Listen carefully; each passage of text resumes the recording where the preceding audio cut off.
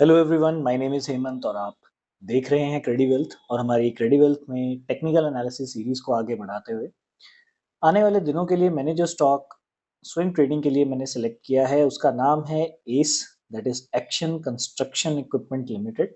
इस स्टॉक को सेलेक्ट करने के जो पीछे का रीज़न है वो आपकी स्क्रीन पर सामने मौजूद है।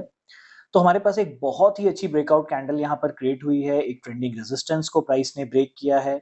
अब यहाँ पर अगर आप प्राइस एक्शन को थोड़ा ध्यान से समझेंगे तो आप पाएंगे कि यहाँ पर ये ब्रेकआउट इमीडिएट ब्रेकआउट नहीं आया है। यहाँ पर प्राइस ने अच्छा खासा टाइम स्पेंड किया है इस रेजिस्टेंस पर और फिर उसके बाद इसने इस रेजिस्टेंस को ब्रेकआउट किया है। जनरली इस तरीके के ब्रेकआउट जहां पर प्राइस काफी ज्यादा टाइम अपनी रेजिस्टेंस के पास स्पेंड करके उसके बाद जब वो अपनी किसी भी इमीडिएट रेजिस्टेंस या सपोज कीजिए यही सपोर्ट के पास होता, अगर इस तरीके से टाइम स्पेंड करके जब कभी भी प्राइस एक ब्रेकआउट क्रिएट करता है तो जनरली उसके बाद प्राइस उसी डायरेक्शन में आगे काफी अच्छे तरीके से कंटिन्यू भी करता है। अगर हम यहाँ पर एक और चीज देखेंगे तो ये स्टॉक अपने लाइफ टाइम हाई पर चल रहा है।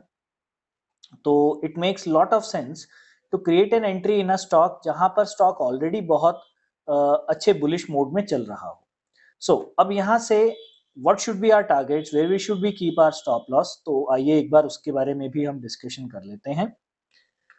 सो मैं यहाँ पर फिबोनाची रिट्रेसमेंट और एक्सटेंशन दोनों, आप दोनों चीजों का यूज कर सकते हो, दोनों से ही आपको आपके टारगेट्स मिल सकते हैं। तो मैं सबसे पहले एक बार आपको फिबोनाची रिट्रेसमेंट से इसके जो अपकमिंग टारगेट्स है वो मैं निकाल करके दिखा देता हूँ।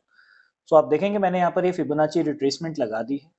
सो पहला जो टारगेट हमें एक्शन कंस्ट्रक्शन इक्विपमेंट्स में देखने को मिलेगा दैट वुड बी अराउंड 379 और नेक्स्ट टारगेट 410 के आसपास का हमें देखने को मिल सकता है। तो मैं पर्सनली इसको 410 के आसपास तक तो जाता हुआ देख ही रहा हूँ।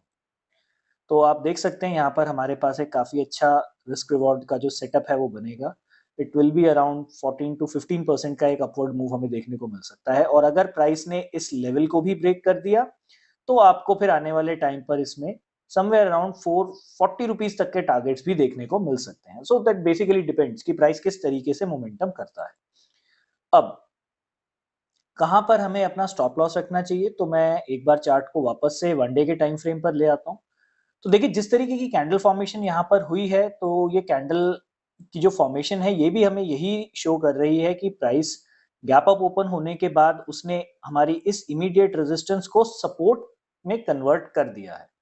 बाय एनी मींस, क्योंकि ये कंपनीज छोटी कंपनीज हैं, इनमें लिक्विडिटी कम रहती है, बट स्टिल मैं रिकमेंड करूंगा कि you should keep your stop loss somewhere around at this point.